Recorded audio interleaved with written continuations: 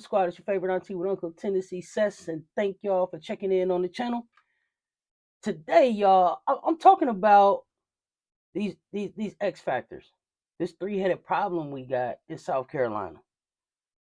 As we get ready to move into the tournament, especially after looking at today's game, y'all, we played Georgia today, and it was an ugly, hard-fought, grinded out kind of game, and it really started me to thinking about what we're going to look like in the tournament and what X factors we have and how we can best position ourselves in the tournament, right? So we don't get off the fast starts a lot. We don't get off the fast starts a lot, and that's been pretty consistent all the way through the season. So I don't see that changing, but I see a way that we can be more consistent to get off to better starts. And I'm feeling like, especially at the beginning of the tournament, as some of the more inexperienced younger players on the team start to get their feet wet in the SEC tournament, and then going into March, we're gonna be really kind of relying on the players that we have on the team that have been here before. And that's why I really feel like we have a three-headed problem that we can make for people in the tournament. And it starts with, number one, Raven Johnson. I can't say enough about Hollywood, y'all. I can't say enough about Hollywood.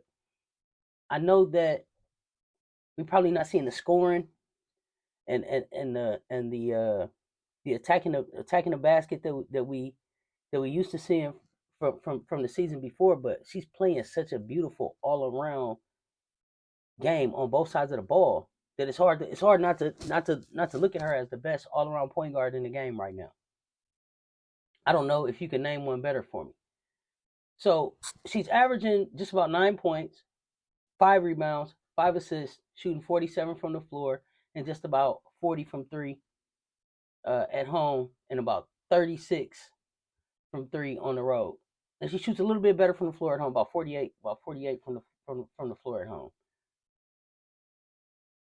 But the impact that she's making with making the team better, the stuff that Raven does doesn't show up in the box scores a lot of the nights, y'all. A lot of the nights she's guarding the best guard on the other team, and in the games where the teams were in the game, what I noticed too is in the games where teams are playing us close, with the exception of the LSU game, Raven really isn't having her best game. So it looks like she's probably having her most turnovers in the game against those teams like Utah, University of North Carolina. Not so much LSU, because she was really solid. She was really solid against LSU, and she was really solid against UConn. So I know that Raven gets up for the big games, and I know that her experience, we're gonna be able to rely on that as we go into the tournament. But there are also games like the Tennessee game where I believe Raven only had 2 points, but she grabbed 15 rebounds, and that was a tremendous help in helping us get back in that game and pull that off. So she's had her best all-around game against Florida, where she was like 16-4, 5-4 with only 1 turnover. She shot 67 from the floor. So we know that there are games where Raven can be the scoring machine, but we also know there are games where she can not score so much, but get the rebounds and do the little things. But we can count on her to keep us steady, to push the pace, to make the right passes, and to make her teammates better. That's going to be important as we start to rely on her and the experience that she gained from being on the team last year going into the tournament. Bree Hall, another one that Bree's had some off shooting lately, and listen, especially with a young team, and we got to remember, this is a team that was ranked number 6 coming into the season, not returning one starter from last year's team, that has managed to find a way to stay undefeated all year. Wow. Learning new systems, learning each other, building chemistry, building camaraderie, building trust, building wins, stacking on top, stacking experiences. Blowouts, grind out games, comeback games, uh, foul trouble games, turnover games, all of these different challenges that have been thrown at the team already, and we're still undefeated. We still learning. We still playing ugly games. We had 2 ugly games this week and still figured out ways to win. So the team's commitment to winning, it looks like they just have a hate to lose type of mentality. All of that's going to be really important as we start to move into the tournament. But Bree Hall, she got 12 games of double figure scoring.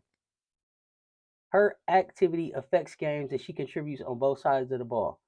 At home, she's averaging about 9 points, 4 rebounds, 1 assist, shooting 40 from the floor, 30 from 3, 83 from free throw. Overall on the season, almost 10 points, still just about, the 3 rebounds, 1 assist, 45 from the floor, 43 from 3.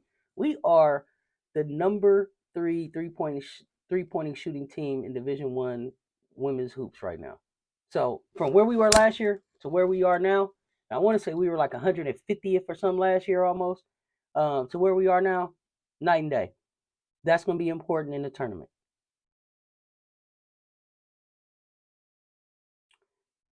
When you think about Raven and Bree too, like this is Raven's almost her first year where she's established, healthy, and knows that she's the starting point guard, what Dawn wants her to do, and being able to push the pace and get up and down the floor alongside Te-Hina PaoPao has really helped her. Right? And I think we see that they love playing with each other and they have a chemistry that's going to be really fun to watch as we get into tournament time. We keep hearing the team say they playing 40 full minutes, not 37, not 38, not 39 and a half, a full 40 minutes, and it shows. That's how we're able to grind these games out because we coming to play a full 40, right? When we start to think about how Te-Hina PaoPao has added to this three-headed problem that we bring into the tournament. Listen, this senior, she's 5'9", out of Oceanside. She's given us just about 12 points a game, just about 3 rebounds, about 4 assists. She's shooting about 48 from the floor and almost 50% from 3. She had a couple off games here the last week and a half, but really has kind of gotten back into where it's really like pow, pow, pow, pow, pow, pow time.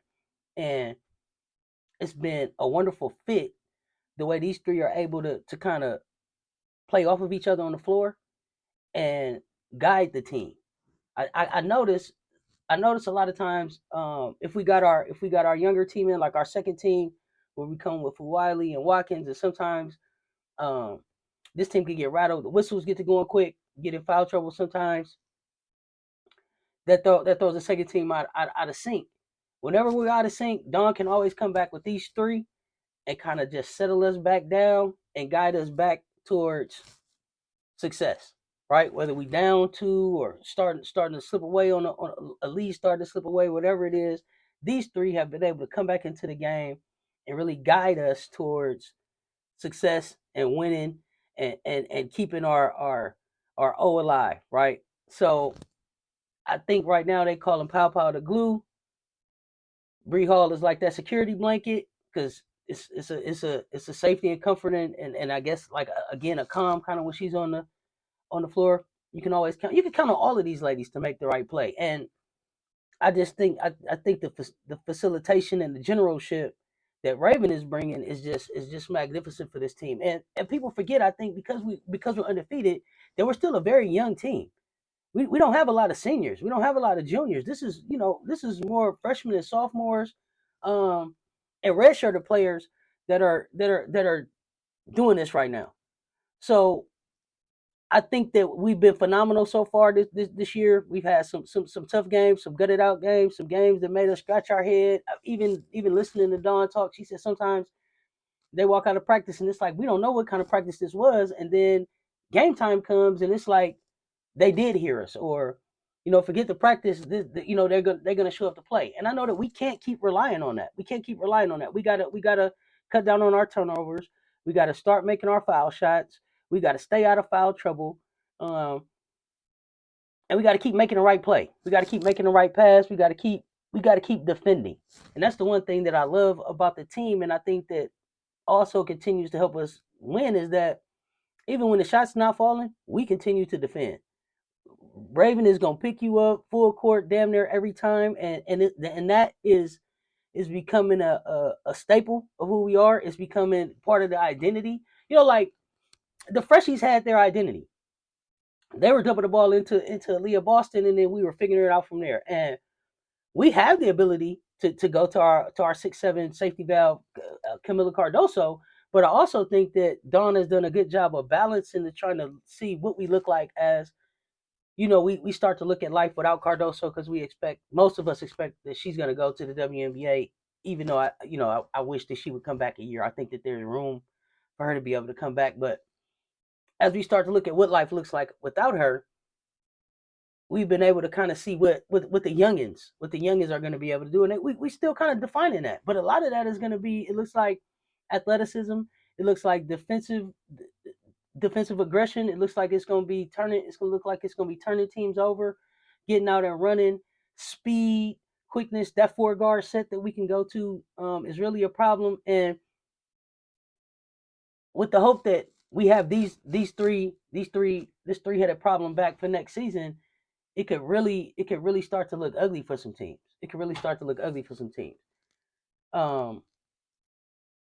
Bree Hall has kind of proven herself as our starter and our closer. We could count on her to drive it to the basket. If nothing else has fallen, she had a nice set of back-to-back threes. Raven, we could count on her to just have that tenacity on both sides of the ball. She had a great chase down block today.